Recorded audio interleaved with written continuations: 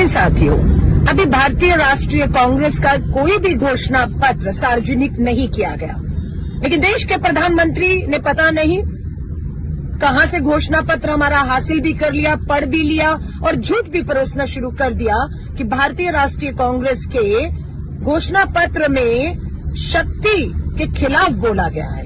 और शक्ति का मतलब प्रधानमंत्री जी के लिए इस देश की मां बहन बेटियां हैं। बिल्कुल, इस देश की हर मां बहन बेटी, साक्षी मलिक, अंकिता भंडारी, बिल्किस बानो, हमारी मणिपुर की आदिवासी बेटियां, बिल्कुल बीएचयू की हमारी पढ़ने वाली आईआईटी की छात्रा जिसके सामूहिक बलात्कारी आपकी पार्टी के हैं प्रधानमंत्री जी, ब्रजभूषण शरण, गंभीर यौन उत्पीड़न के आरोप हमारी बेटियों ने, हमारी शक्ति ने लगाए, आपके सांसद हैं। संदीप सिंह आपके हरियाणा में मंत्री हैं, शक्ति ने, हमारी बेटियों ने यौन उत्पीड़न के गंभीर आरोप लगाए हैं। लेकिन आप शक्ति के खिलाफ जाकर उन्हें बचाने की कोशिश कर रहे हैं, क्योंकि वो भाजपा का सांसद है, वो भाजपा का विधायक है, वो भाजपा का मंत्री है। शक्ति के खिलाफ अगर कोई है तो वो कोई और नहीं, भाजपा संघ आरएसएस और प्रधानमंत्री जी आप हैं। नारा बेटी बचाओ का दिया, लेकिन बचाने लग गए अपने अपराधियों को, हमारी बेटियों के दोषियों को, शक्ति के दोषियों को। तो कम से कम आपके मुंह से शक्ति की बात करना आपको शोभा नहीं देता। आपने इस शक्ति को, देश की आधी आबादी को धोखा देने का काम किया है पिछले 10 सालों में। ये 10 साल महिलाओं के प्रति अपराध के तौर पर दशक जाना जाएगा। इतिहास में इस दशक को महिलाओं के खिलाफ अपराध के तौर पर जाना जाएगा, और जिसके बचाव में, शक्ति के बचाव में नहीं, अपने अपराधी दोषियों भाजपा के नेताओं के बचाव में आप पूरे 10 साल खड़े रहे हैं। ये देश माफ नहीं करेगा। बंद करिए गुमराह करना। मुझे मालूम है राहुल गांधी जी के भाषण से आप बौखलाए हुए हैं, क्योंकि निशाना आप पर था, आपकी सरकार पर था, जिन्होंने 10 साल इस देश के साथ अन्याय करने का काम किया है। और राहुल गांधी जी, उनकी यात्रा से जुड़ा हर मुद्दा इस देश के लोगों को, जवान हो, किसान हो, आदि आबादी, नारी, आदिवासी हो, इन सबको न्याय देने की बात करता है। बौखलाइए मत प्रधानमंत्री जी।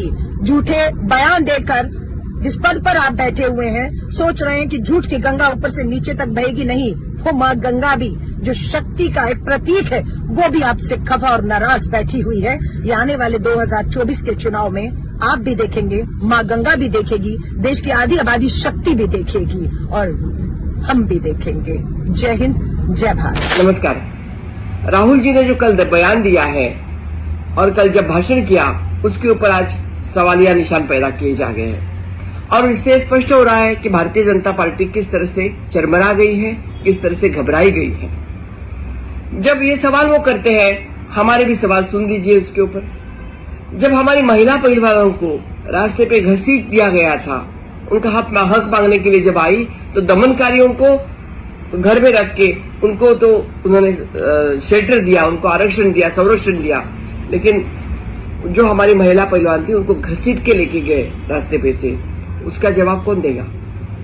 जब हमारी उन्नाव, हाथरस हो, उन्नाव हो या कानपुर हो, वो जो घटनाएं घटी, हमने आवाज उठाना चाहा, लेकिन हमारा आवाज दबाने की कोशिश इन लोगों ने की, और आवाज दबाने की कोशिश करके उन्होंने वो घटना को ही दबा देने की कोशिश की।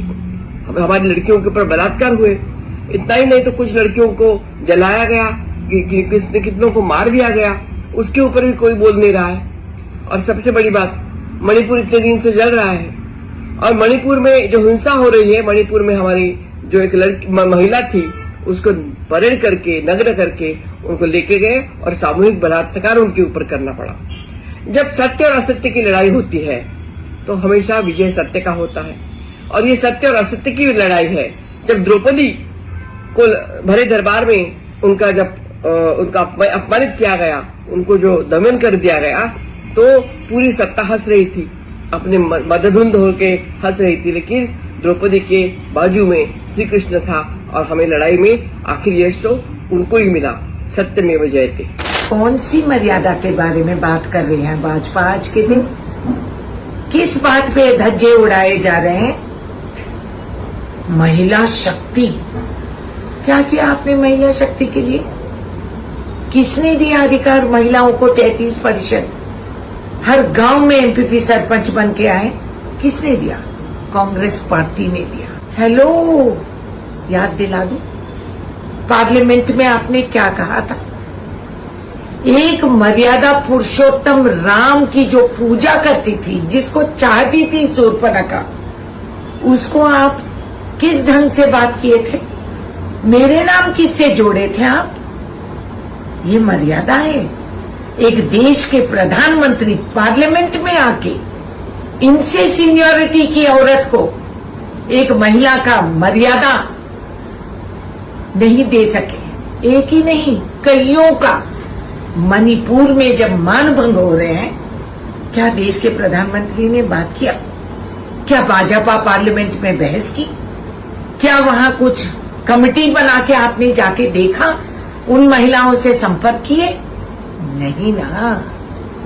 फिर जो हरियाणा के हमारे मेडल विनर्स तो देश की गरिमा गौरव को बढ़ाए थे, उनके साथ जो हो रहा था, उस आदमी को ये हटाए तक नहीं, जब तक पब्लिक में मातम नहीं हुई।